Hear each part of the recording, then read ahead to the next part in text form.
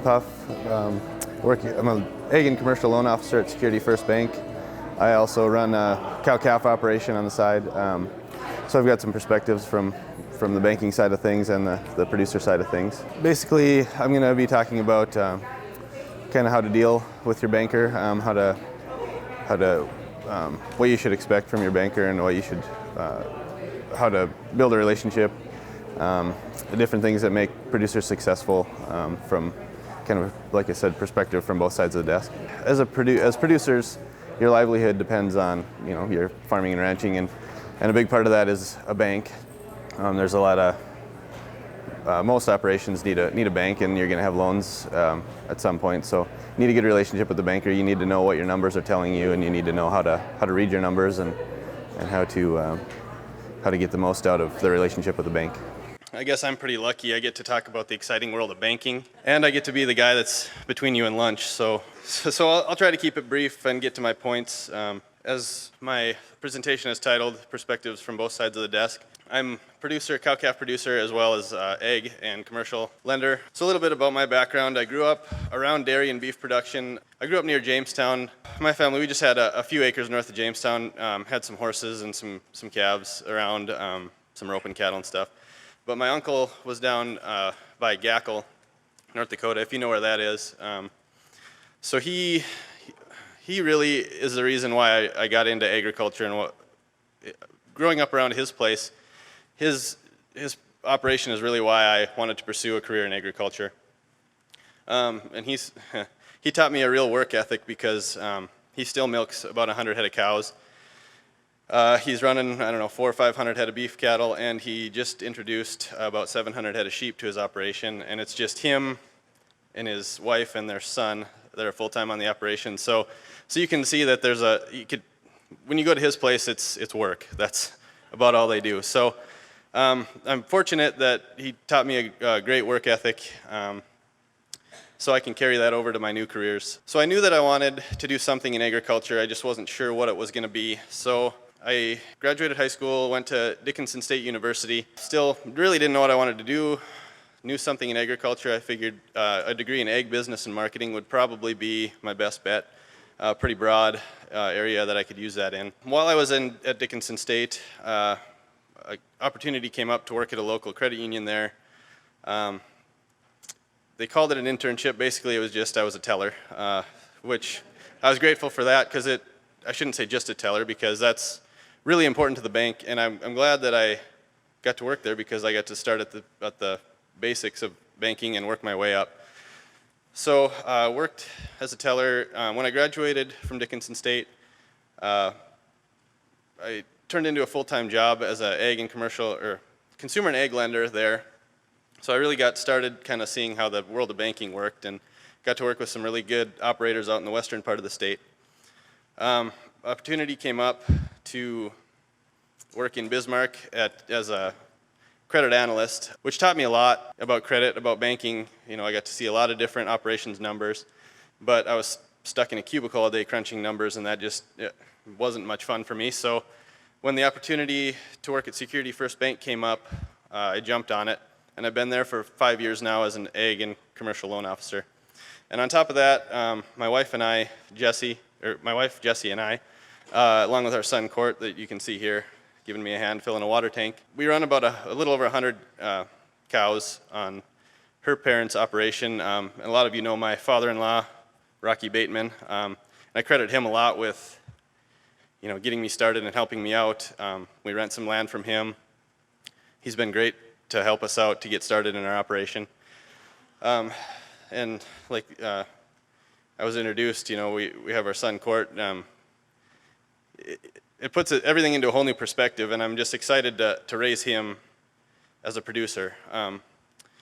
Without him, having a full-time job and ranching on the side is a lot of work, but I think it's going to be beneficial in the long run for him. So to go on with my actual presentation here.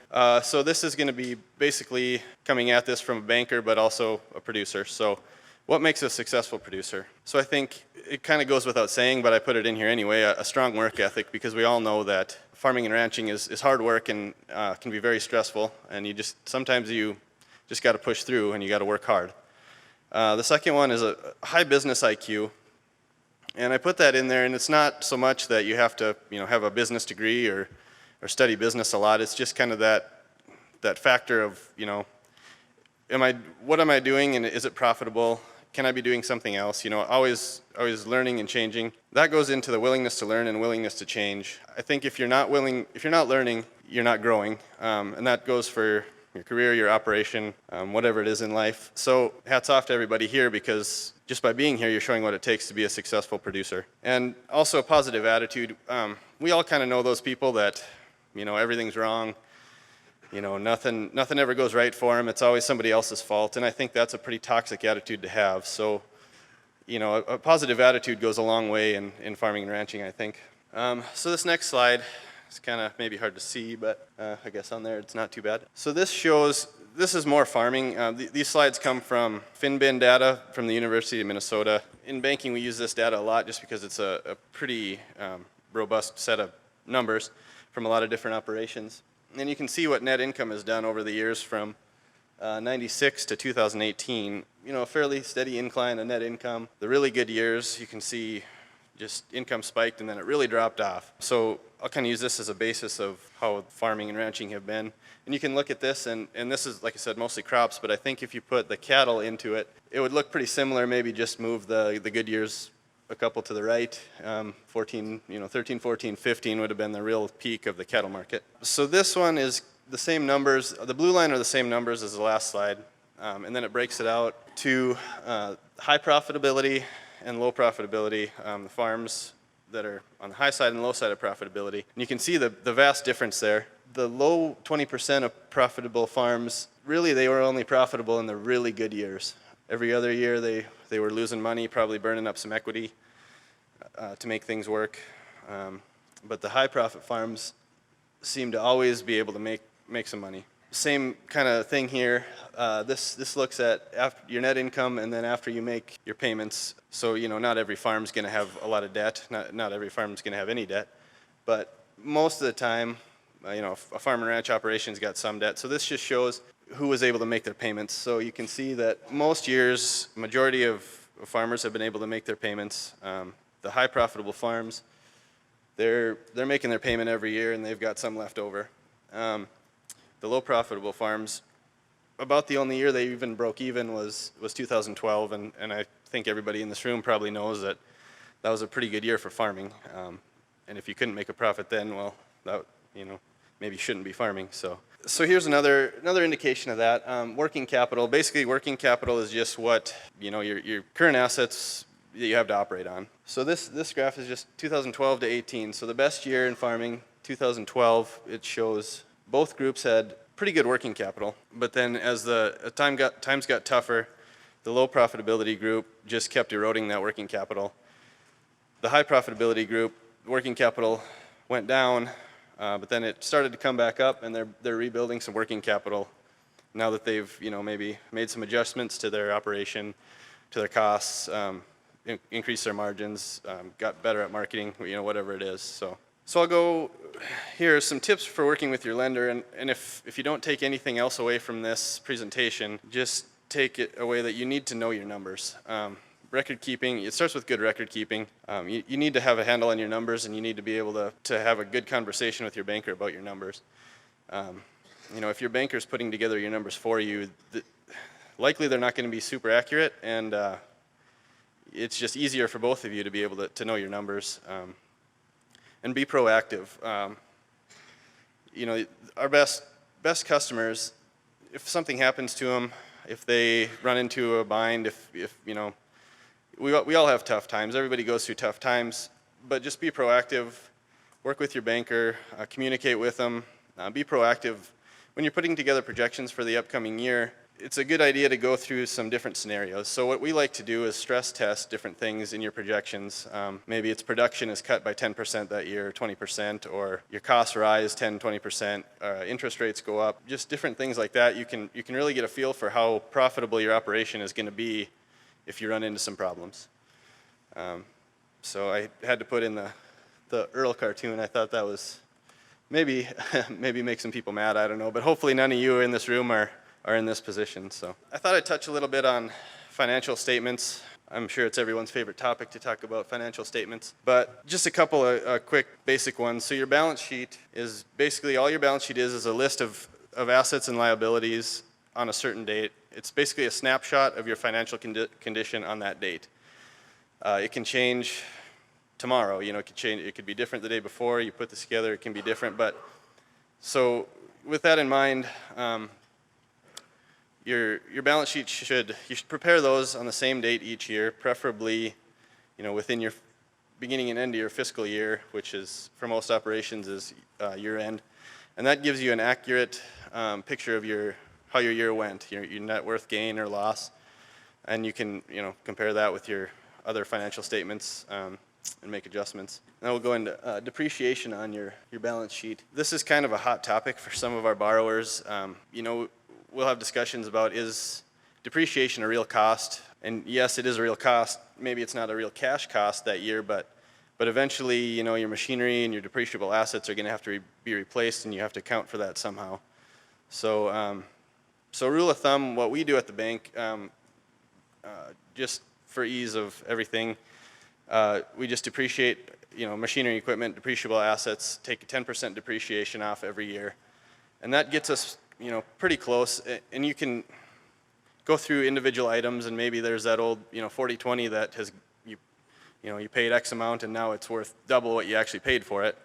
But for the most part, machinery depreciates. So, and then for real estate, a big thing that we see is large adjustments for market values on real estate, and you want to try to, for analysis purposes, you want to try to keep that real estate at a cost basis so that you can see real earned net worth gains over the years.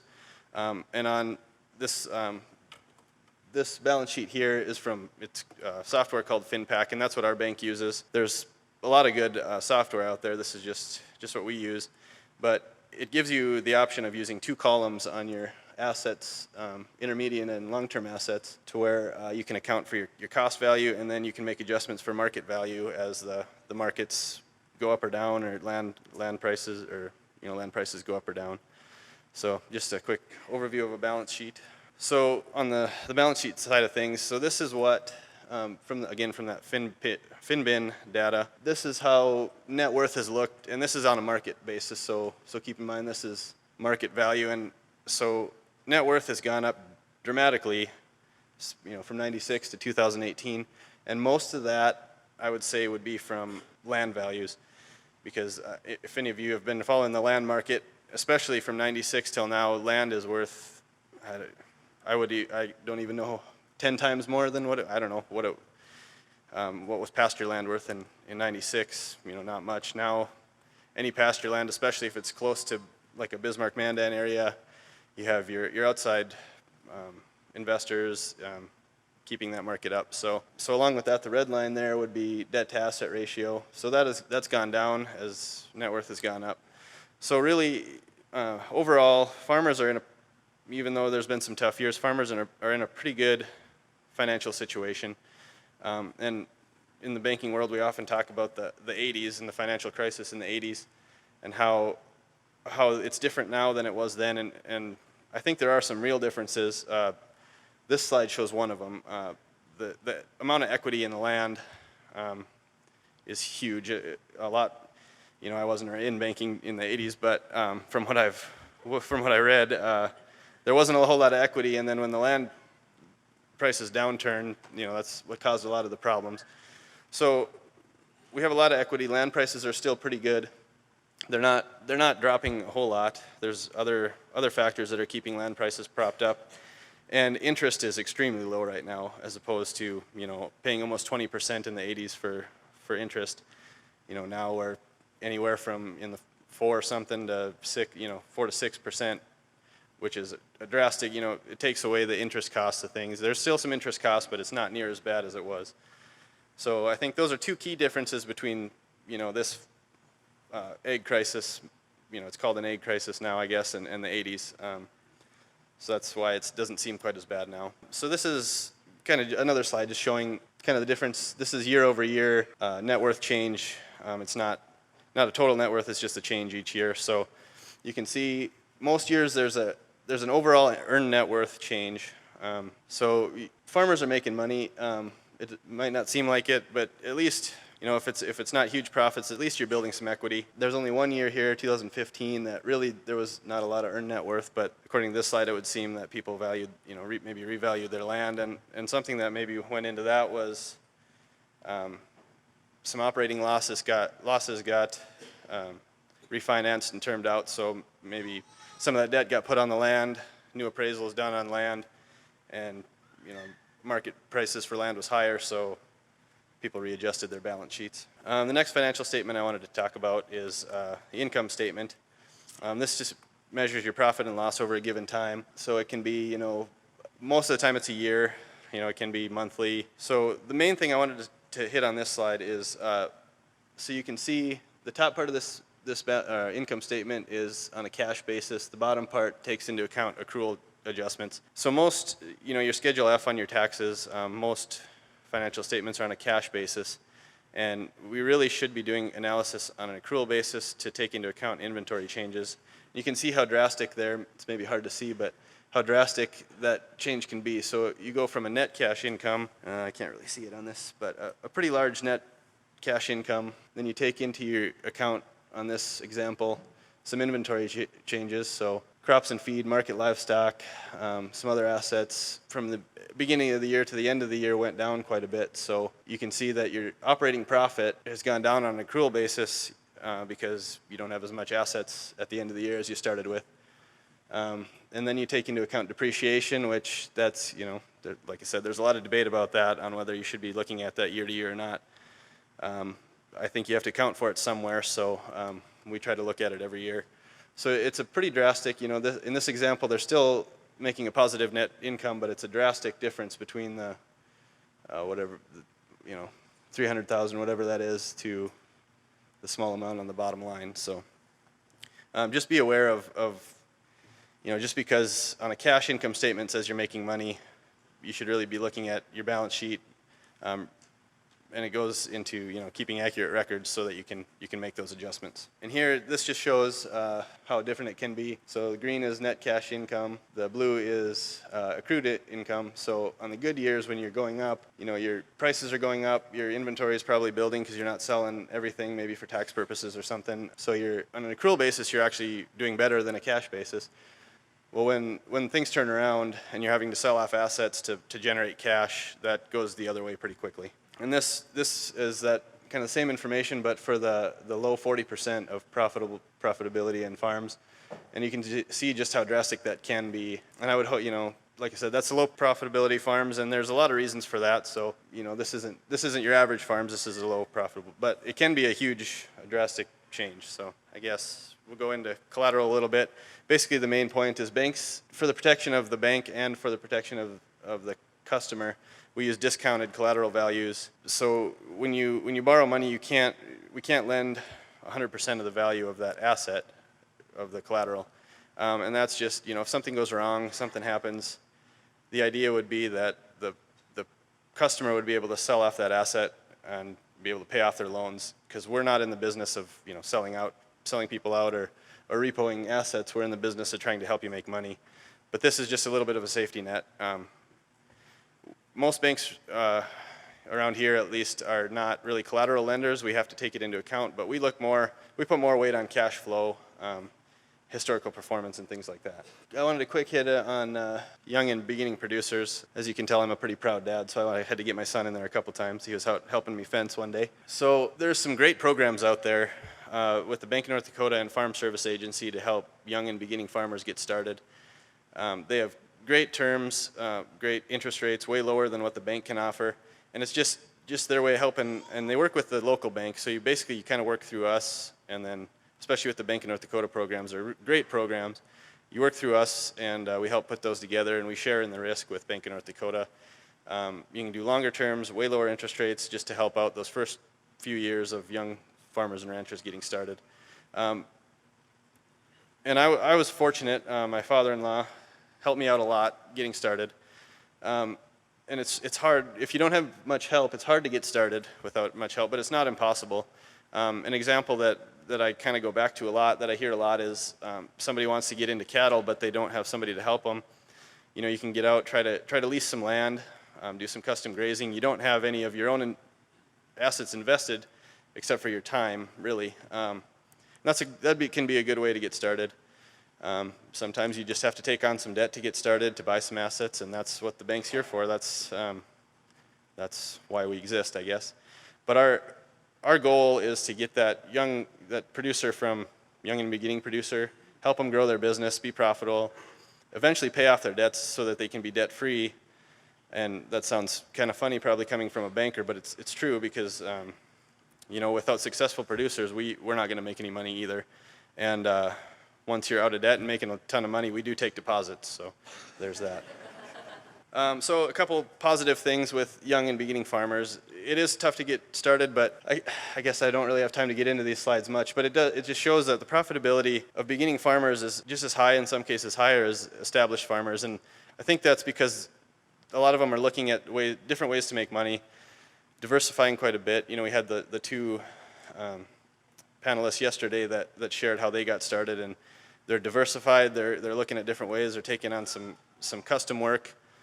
Maybe, you know, in my case, like, I have an off-farm job, which helps a lot, because then my operation just has to sustain itself. I don't have to take any living wages out of that. So there's a lot of reasons why this slide looks like it does, and that's just, so some good news is that the next generation is finding a way to get back in if they're willing to work. Another slide that shows financial position by age of operator. Obviously, you know, your net worth is going to grow hopefully as you are operating, and that's just natural. But you know, just because you have you know, not much to begin with, like I said, there's programs out there that can help you, and there's ways to do it. So one more important thing is a couple more slides here. Advocacy. I was fortunate enough to go to Washington, D.C. this last spring and meet with legislators, kind of tell AG's story, just talk to them about issues. And in North Dakota, we're pretty fortunate. Our legislators are, you know, we're a pretty small state, so they understand agriculture pretty well. But in other areas, it's tough. You know, their legislators don't have a clue. So we need to be talking to them, and we need to let them know what our problems are. You need to be in contact with politicians. If you can't do that, become a member of a group that you believe in, and that does the work for you, because if we don't have a voice in Washington, you know, the opposition does. The anti-agriculture groups, they do. So just wanted to touch on that real quick. A lot of you probably recognize that guy. That's Rocky there. And I made sure I asked him permission to use this picture before I put it up here for everybody to see. But this summer, Rocky had this cornfield, and we went out to check on it after a storm. And we got out there, and this was just a beautiful field of corn. I mean, probably Rocky will tell you maybe some of the best corn he's ever raised. And in one night, it pretty much wiped it out. And talk about a gut punch, you know. It wasn't my field of corn, but still, just driving up to it and seeing that that's hard to take. So, you know, during the tough times when things like this happen, just communicate with family and friends. Get in to see your banker, develop a plan so that they can work with you. Be aware of mental and physical health. That's a huge thing. Dr. Provenza touched on that quite a bit yesterday. You know, not only your own, but friends and family, other